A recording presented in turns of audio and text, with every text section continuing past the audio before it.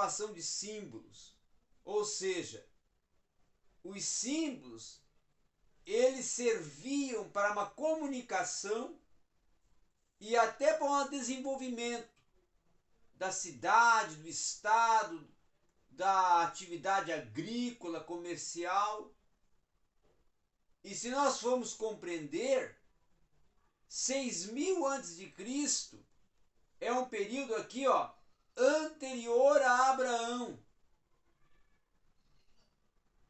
Então os símbolos são criados e são propostos antes ainda de Abraão. Antes ainda de Abraão.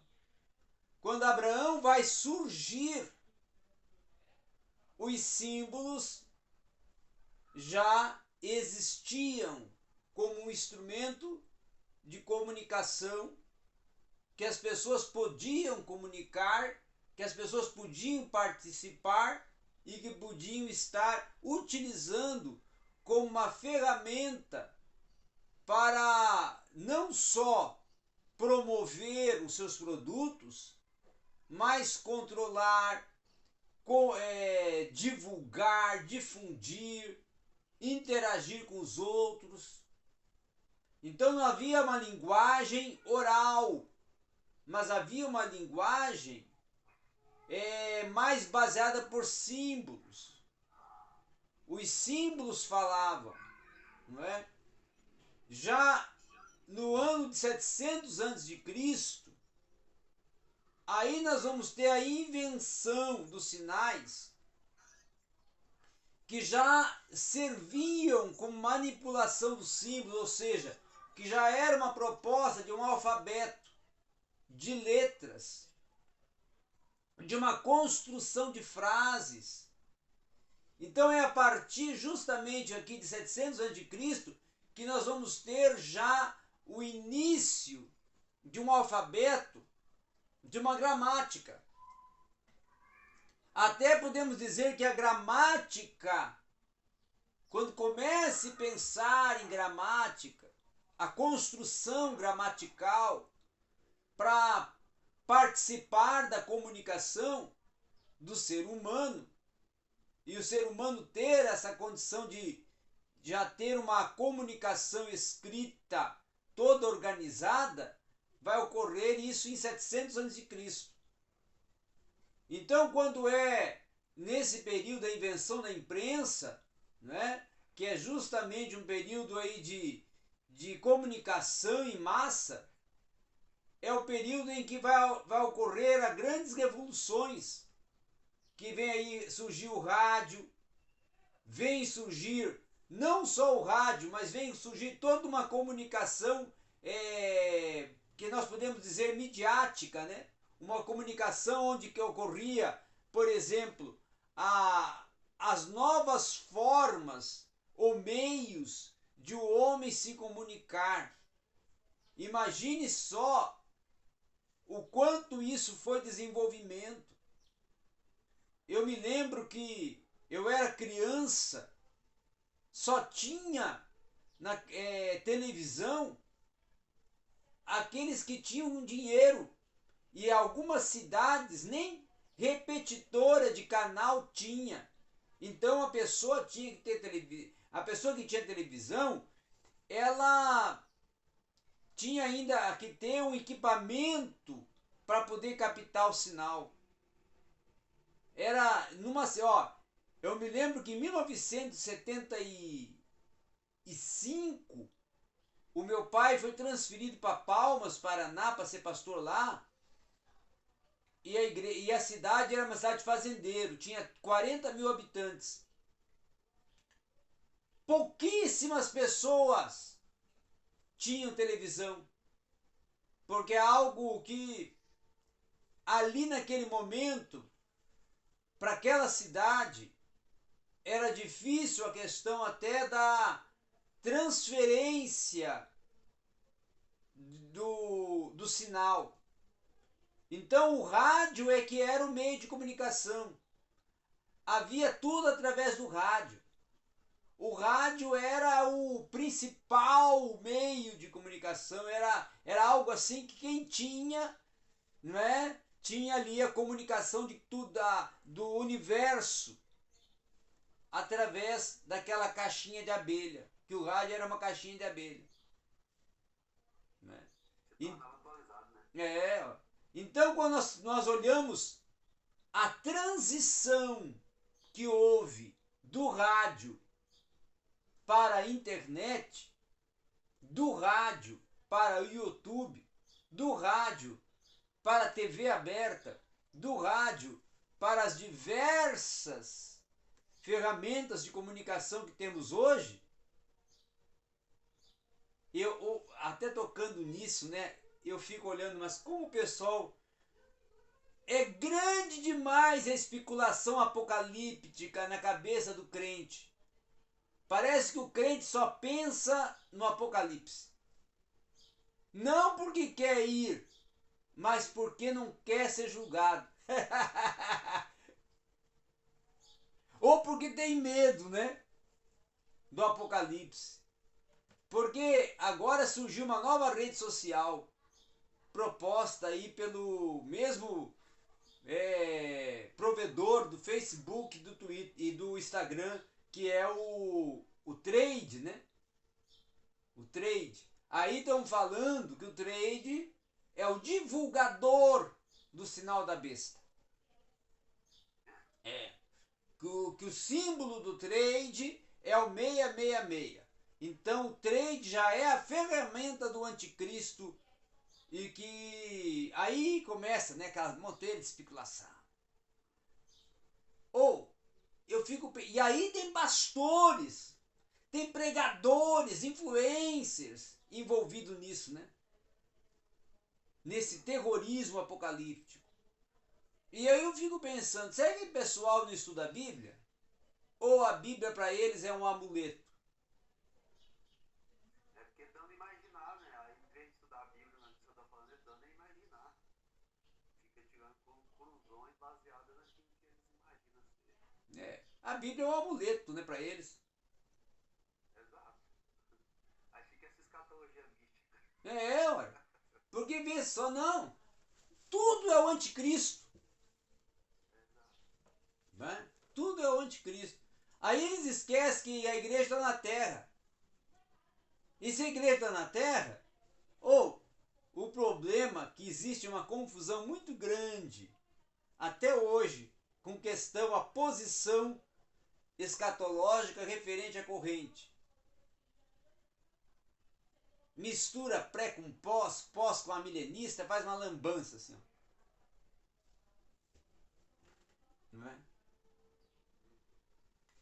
Então, qual será, depois da questão da invenção da imprensa, da invenção do rádio, da comunicação,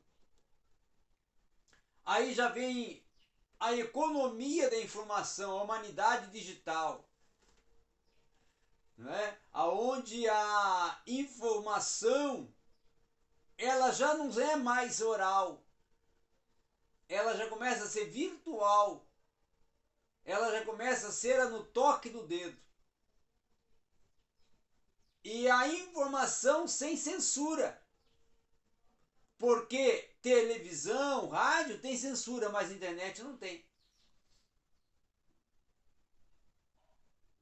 Internet não tem como você censurar, né? Tem algumas coisas que eles conseguem, mas tem outras que não. Olha o que aconteceu com a pregação do Paulo Júnior. O STF e o STE tentaram retirar ela. Proibir ela de ser vinculada e ser divulgada e apresentada no Google, né? E aí o Google entrou com uma ação, porque o Google não é do Brasil, não tem nada a ver com STF, STE, e ganhou. Google é que manda, e o Google mantém. Então, você vê que hoje não tem nem censura, meu amigo. Ah não, mas o STF, o STE, não sei quem vai proibir. Vai! O Google diz, não, não vai. É meu. O direito é meu. Então, com isso, nós vamos ver que hoje, na verdade, existe uma civilização construída em meio ao novo da comunicação, às grandes descobertas da comunicação, que a cada dia vão surgindo, né?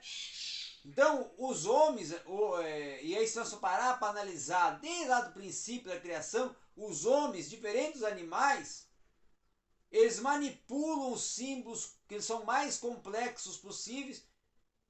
Por quê? Porque não existe mais complexidade. As grandes barreiras de complexidade hoje já começam a ser rompidas.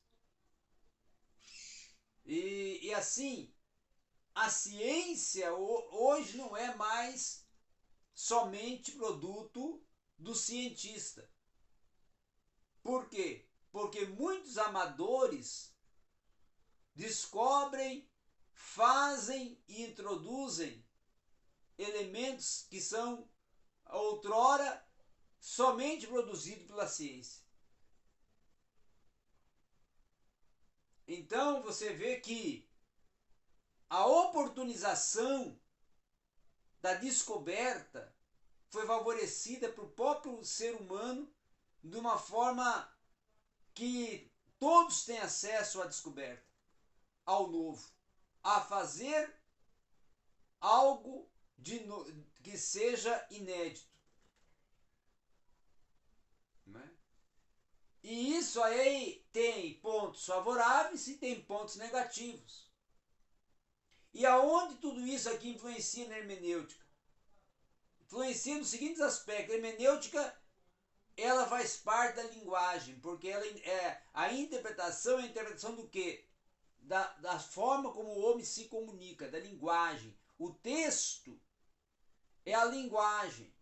O texto é a gramática, é a forma da comunicação. A comunicação documentada, a comunicação que está descrita, escrita, registrada, dialogada em várias formas, meios, métodos de escrita, de gramática, de desenvolvimento de comunicação, de diálogo. E aí a hermenêutica ela entra nesse processo para facilitar o leitor, para facilitar aquele que trabalha com o texto a compreender o texto. Mas aí nessa situação surge uma barreira intransponível quase, que o texto e a linguagem tornaram-se um fenômeno que por mais que o homem tente, cada dia ele se surpreende com o texto e com a forma gramatical e com a proposta do texto, e ele não consegue muitas vezes romper o que está por detrás do texto para poder explicar dentro do que o texto propõe.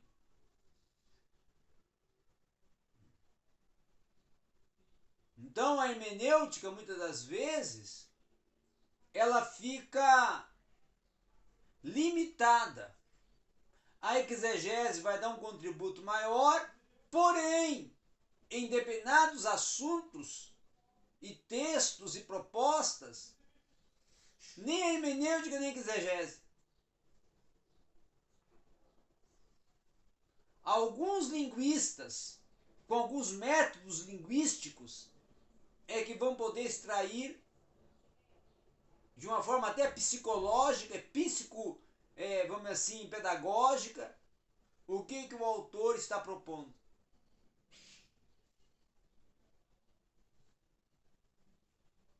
É algo muito complexo, né? E aí eu vejo por que surge a heresia. Aí eu vejo por que surge a incompreensão.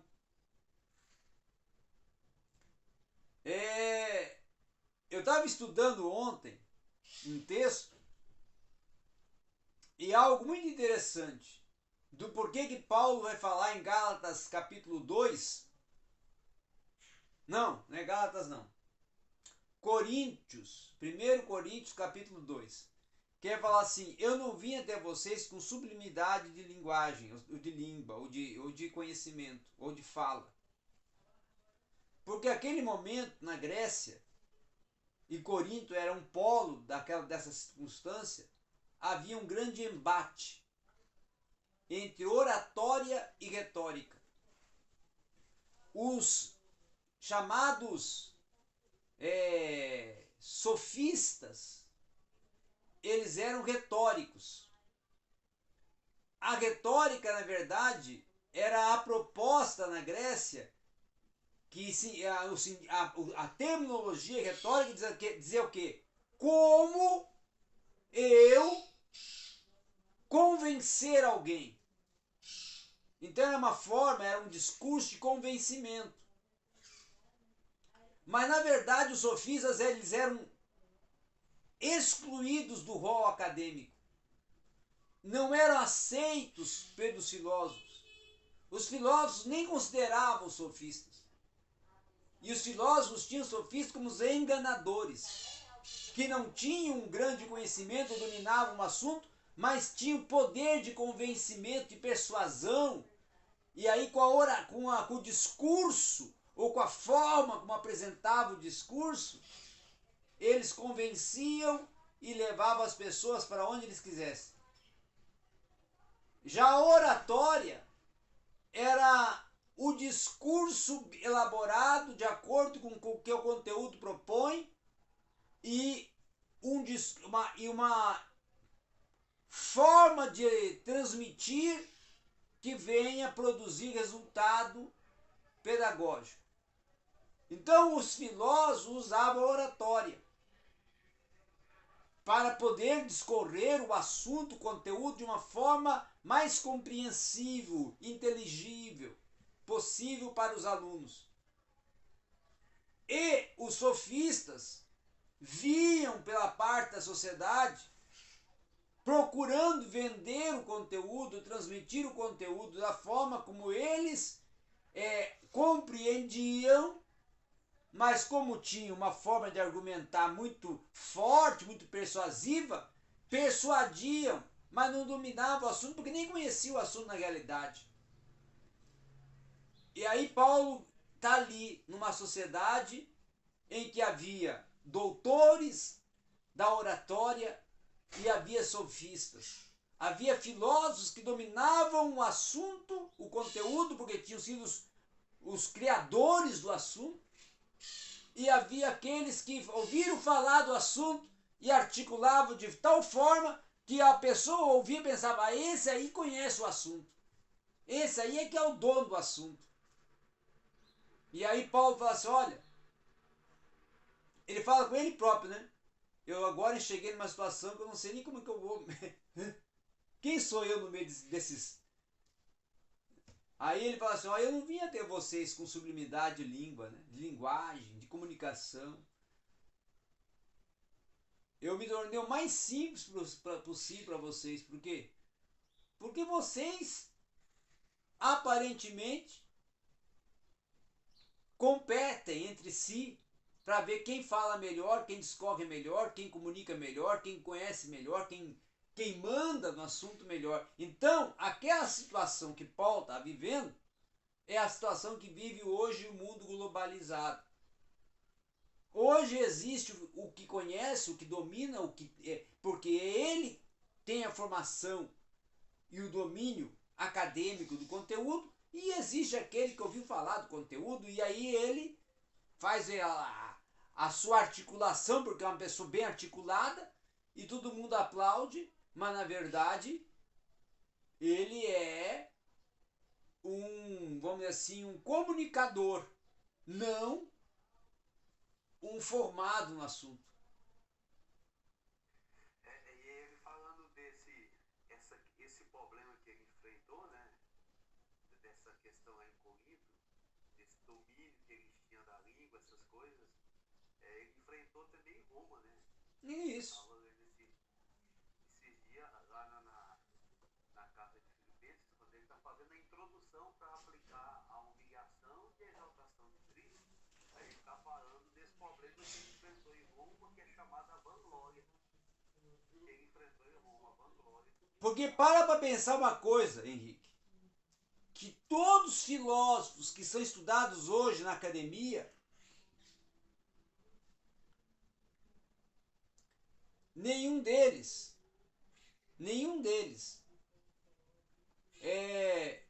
superou os filósofos da Grécia Antiga, os pré-socráticos, os pitagóricos, os pós-pitagóricos, os pós-socráticos. Até hoje são discorridos, discutido, falado, argumentado, estudado, debatido. E Paulo está vivendo na época que eles eram vivos. Ou que a filosofia deles tinha recém-nascido. Ou tinha, quem sabe, ali alguns 2, 3 séculos no máximo. Os pré-socráticos, os pitagóricos.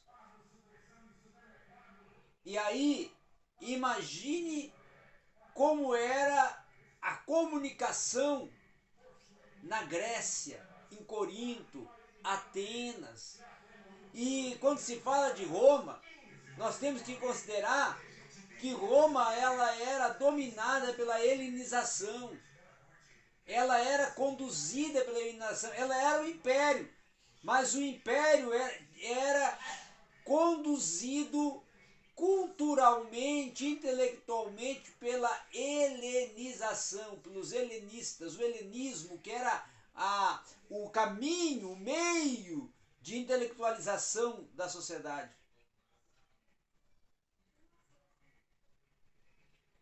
Então, Paulo está vivendo um momento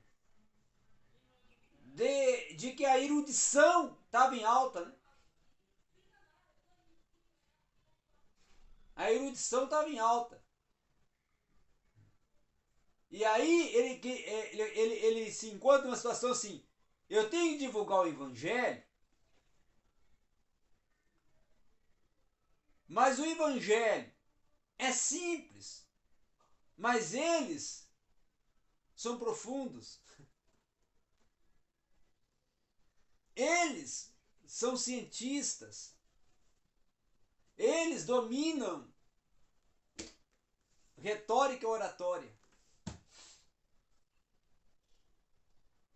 Então Paulo já chega desconstruindo, né? Não estou aqui para ser um orador e um retor.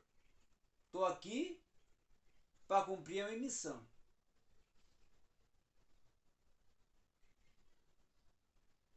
Né? Por isso que ele diz, os judeus querem sinal. O grego, sabedoria.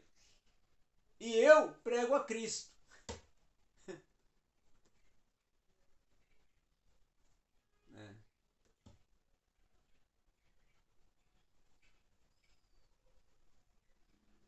Então, essa é que era a grande... E essa problemática hoje acontece no seguinte sentido, que hoje, não só na igreja, no mundo acadêmico, até mais no mundo acadêmico do que até... O mundo acadêmico está em caos hoje. Porque o mundo acadêmico hoje tem muitos doutores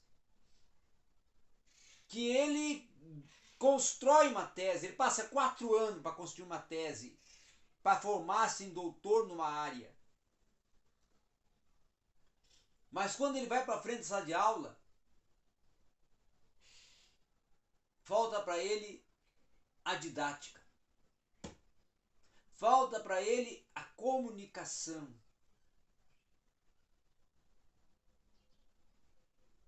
Então, muitas das vezes, quem vai mandar no assunto não é o doutor, é o especialista. E aí surge a guerra do doutor, que é o cientista, e o especialista, que é o articulador. Que é o que acontecia na Grécia.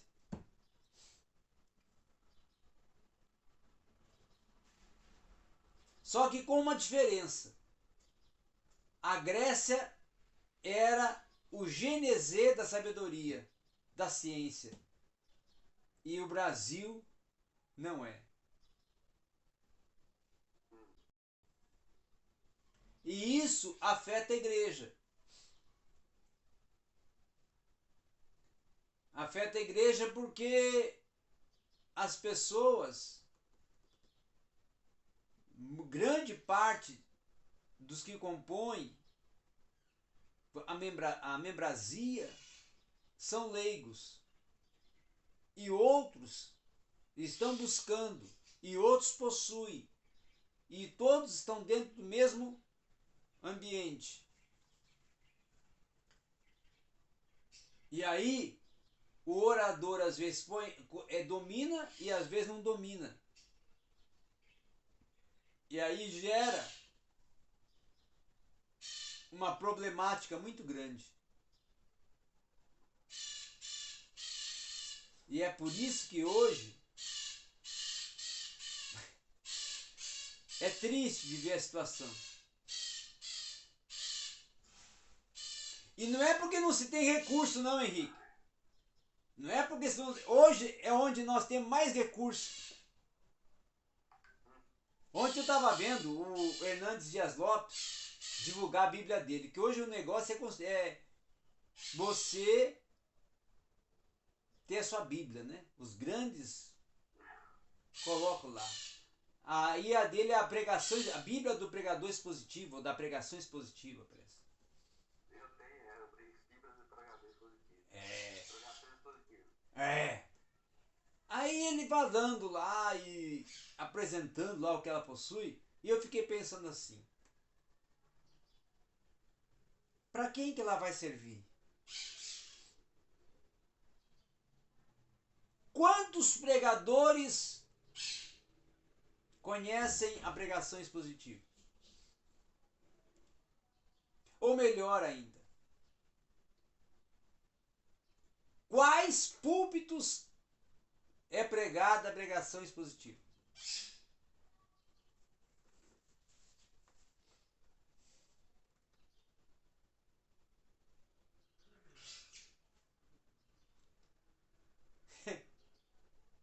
Então é isso. Esse é o problema. Lá tem o sermão preparado, que ele falou, ó, tem o sermão aqui, 600 sermões expositivos preparados. Mas não é só aí, então quer dizer então que, irmão, você não precisa nem preparar, está pronto. Então o que ele está propondo? Se leva a Bíblia lá, abre no sermão expositivo e prega. Mas só que não adianta. Porque se você não conhece como transmitir um sermão expositivo, você vai só ler. Vai ler.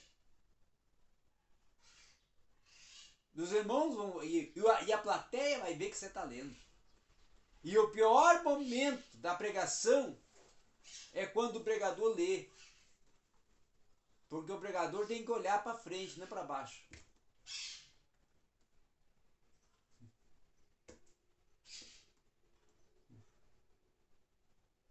E é o que acontece hoje, né?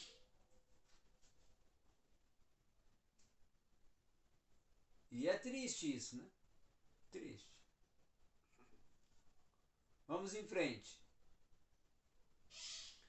Então, com essa situação toda, surge, né, a história da filosofia da linguagem. A filosofia da linguagem é a epistemologia. Por isso que a epistemologia faz parte da hermenêutica. E por isso que eu agora bati no martelo assim, ó, que em todos os meus livros vou colocar epistemologia, um capítulo de epistemologia. Porque epistemologia é linguagem. É a filosofia da comunicação da linguagem. Então não tem como ter texto sem epistemologia.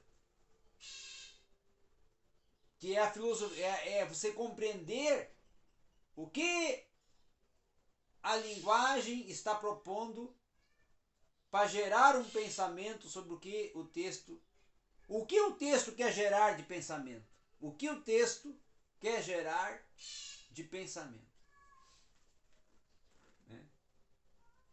Então a linguagem deve ser capaz de traduzir a vontade e a verdade e o conceito.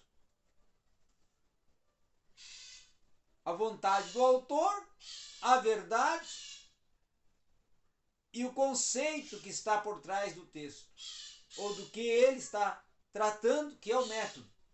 O conceito que muitas vezes é o método. A lógica analítica já é o que é usado para ser o elemento que vai descrever o que o autor quer descrever. Ele está falando sobre robótica, que é algo que pertence à química, que pertence à física. Automaticamente ele vai utilizar-se de cálculos, ele vai utilizar-se de elementos da física. É uma ciência voltada à comparabilidade das exatas, mas ele com isso precisa construir um texto, mesmo que seja um texto de fórmulas e formas, que transcreva de uma forma analítica o que a fórmula propõe. Já o silogismo é a preposição para se chegar à verdade. O que eu vou utilizar? Qual palavra? Qual expressão para conduzir a verdade que eu estou divulgando? O que eu estou articulando? Quem começa na filosofia a pensar nisso é Aristóteles, que é discípulo de Platão e que é discípulo de Sócrates, Platão. Então, aí nós temos um momento da filosofia aristotélica, do aristotelismo, que é a reflexão lógica, o questionamento lógico, o porquê das coisas, o porquê que as coisas têm seus nomes, têm seus sentidos, têm seus significados. E quais são os sentidos, significado e a proposta de cada uma das coisas, e dentro até das convenções criadas pelo homem. Essa vai ser a grande proposta filosófica, ou método filosófico desenvolvido por Aristóteles. Então a lógica, ela começa a ser absorvida dentro das questões da matemática, das ciências exatas, né? E ela vai ser explorada no período moderno. Ela é descoberta na Idade Média, mas vai ser explorada no período moderno. Tá? Então, ela é descoberta lá entre 400 e 500 depois de Cristo, mas ela vai ter a sua efetivação, a sua exploração no período moderno, que é lá pelo século XV depois de Cristo, 1500, 1600, né? E aí o período contemporâneo, que inicia com o século XIX, século XX, século XXI, que é o que nós estamos agora, já é a virada da linguagem, aonde começa a surgir a pergunta: o que é a linguagem? Porque hoje o meu homem pergunta o que é a linguagem, porque a linguagem hoje, ela se tornou um fenômeno. Que nós temos hoje 4 tipos de linguagem que são fenômenos. A linguagem acadêmica, que estão nos livros, que são os conceitos. A linguagem fenomênica da internet, porque ali é uma outra linguagem, os sinais da comunicação,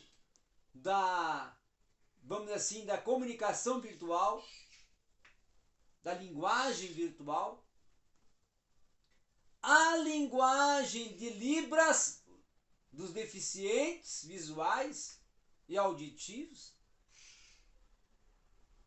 e a linguagem do leigo, do homem, do povo, da população, que cria as suas expressões regionalistas. Daniel, falando de linguagem, falando dentro do contexto brasileiro, essa diversidade de linguagem, ela vai contribuir ou ela vai atrapalhar? Atrapalhar, né? Vamos olhar aqui uma coisa. Olha só, olha só. Vamos pensar como que isso vai surgir.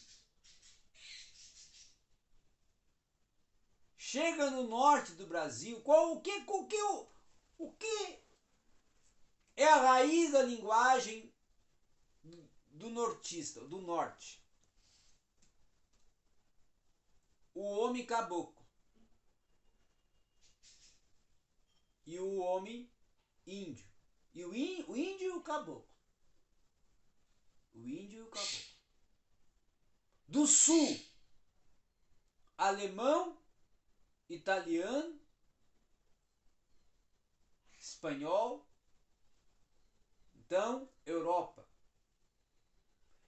Civilização já com uma formação intelectual mais elevada. Chega no Nordeste, caboclo. Chega no Sudeste, aí tá todos os continentes. Tem o africano, tem o ocidental, o oriental, tem o latino e tem o europeu. Dentro de São Paulo, por exemplo, a maior cidade do país, nós vamos ter todos os continentes, dividido até em bairros, em partes, setores. O setor do afro, o setor do asiático, o setor do europeu, o setor da espanhol.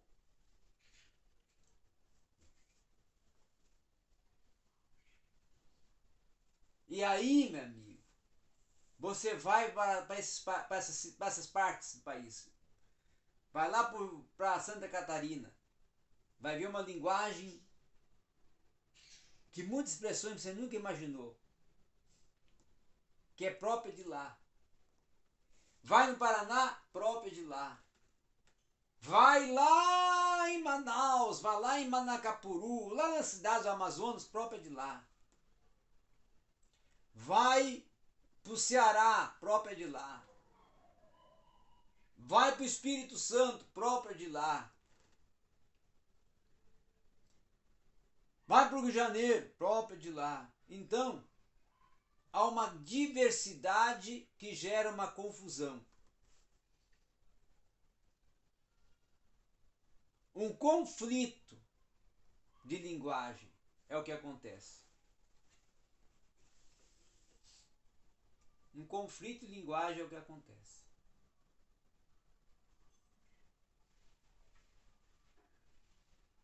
É um problema, né? Porque independente de qual estado eu esteja, às vezes o que é um elogio para mim é um confronto para outro.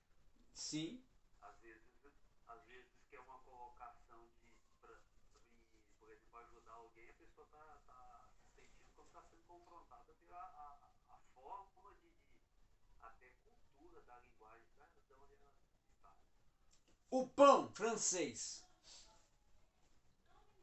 Pão francês. Eu vou lá no Rio de Janeiro e eu sou gaúcho. Chego no Rio de Janeiro, vou na padaria. Tem um cacetinho aí? Vai gerar mal, né? Vai pegar mal. Por quê? Porque o pão lá, o francês, para eles, é o careca.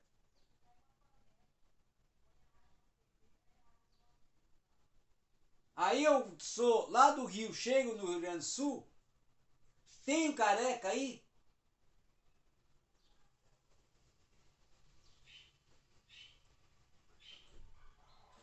Tem um baguete? Lá na Santa Catarina tem um baguete? Hã?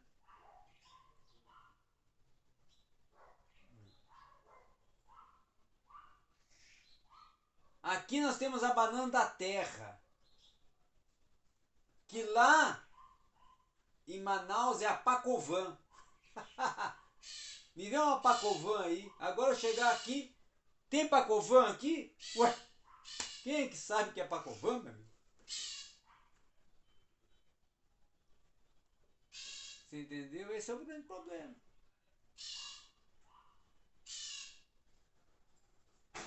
Não é? A expressão sou, o ai, o é.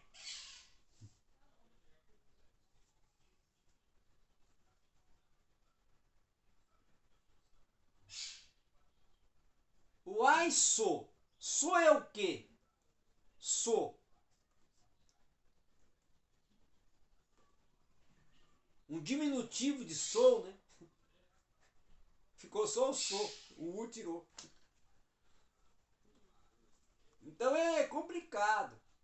Muito complicado. É difícil, e é assim, tem a questão linguística de cultura, só que se nós entrarmos para a questão acadêmica, às vezes eu falo para algum tipo de pessoa entender, para outros não. A questão acadêmica já também é outro problema. Um tipo de público que vai me entender e outro não vai. Então, vamos voltar ao exercício para todo mundo entender. É. Esse é o grande problema. Vamos em frente. Agora, nós temos que pensar também que dentro disso tudo vai surgir o que o homem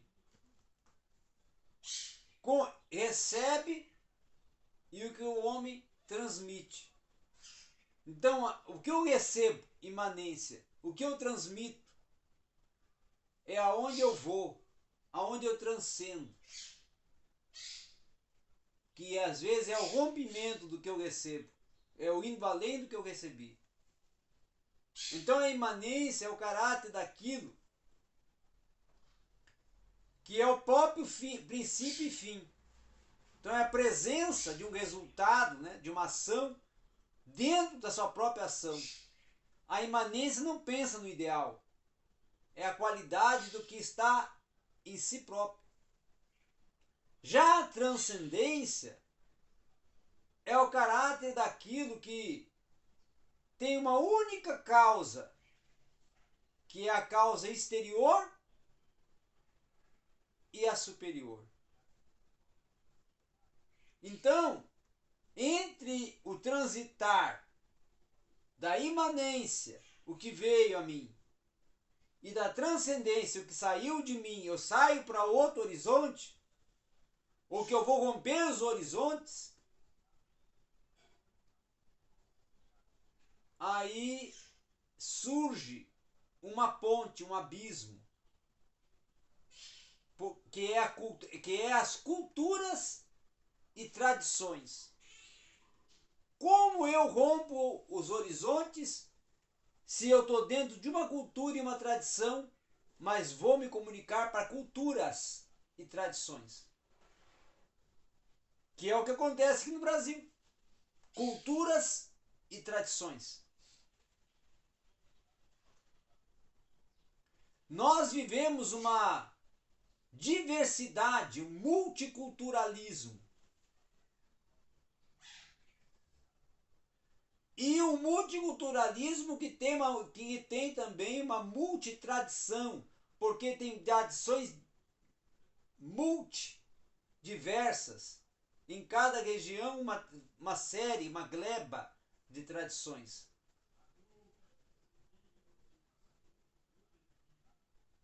Então, aí a pessoa fala assim, eu estou estudando hermenêutica agora, eu domino o assunto, agora eu vou. Não vai não. Porque não é só hermenêutica. Aí é que está a importância da leitura, da capacitação, do conhecimento, da ampliação da sua mente. Porque não é só hermenêutica, é o conhecimento multidiverso. Multidiverso para eu poder alcançar todos os horizontes, todas as esferas, poder compreender todas as esferas, poder perceber todas as esferas, poder alcançar todas as esferas.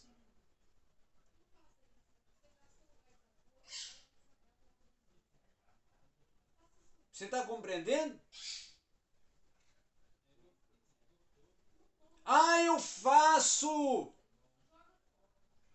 Eu faço uma formação teológica, já é o estopim de tudo.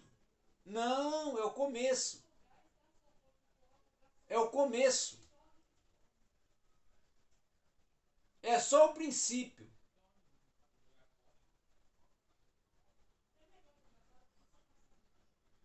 Tem outros elementos que eu preciso saber.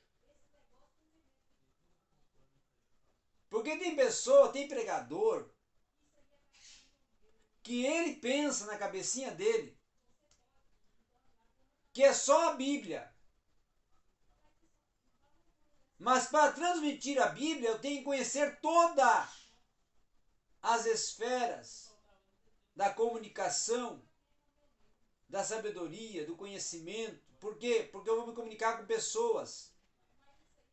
E pessoas que têm culturas e tradições diversificadas, que têm formas de entendimento do mínimo ao máximo. E eu tenho que transitar entre o mínimo e o máximo de uma forma que tudo que eu transmitir vá trazendo um resultado.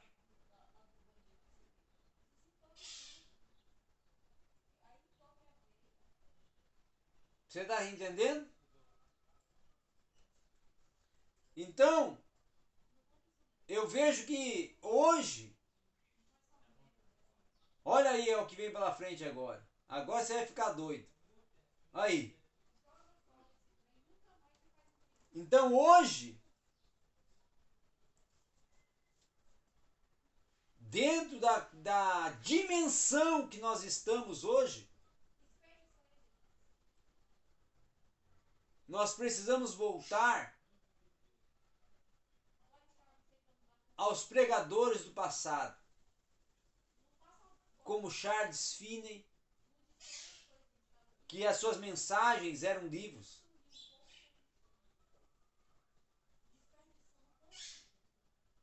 A teologia sistemática de Finney é resultado das palestras que ele deu nas suas campanhas de evangelização.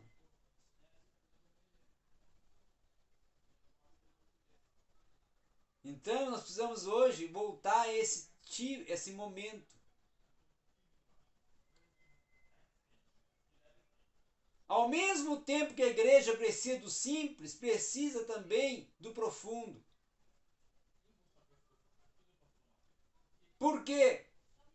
Porque se ela não recebe o profundo, a sociedade draga ela com os argumentos. E eu tenho que preparar hoje o membro para ele, aonde estiver na sociedade, ele saber argumentar a sua fé.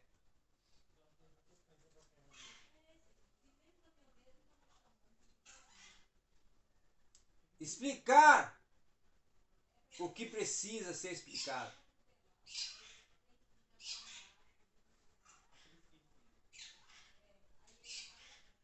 Mas para ter uma defesa da fé, uma apologética apurada, tem que obter o conhecimento. Muito. Muito. Aí é que tá, o povo ele não quer obter o conhecimento para defender a fé. Não. Infelizmente não. Infelizmente não. É o que eu vejo muito, é que muitos querem obter, os que ainda querem obter conhecimento, eles não querem para defender a fé o propósito final de galgar é alcançar algo. Eles usam o conhecimento para entrar em debate que no final não vai chegar na maioria das vezes, em propósito algum. Porque eles usam a apologética deles não para debater, para alcançar o crescimento por dizer, do evangelho. Eles fazem isso para obter mídia e para mostrar que sabem mais que o outro.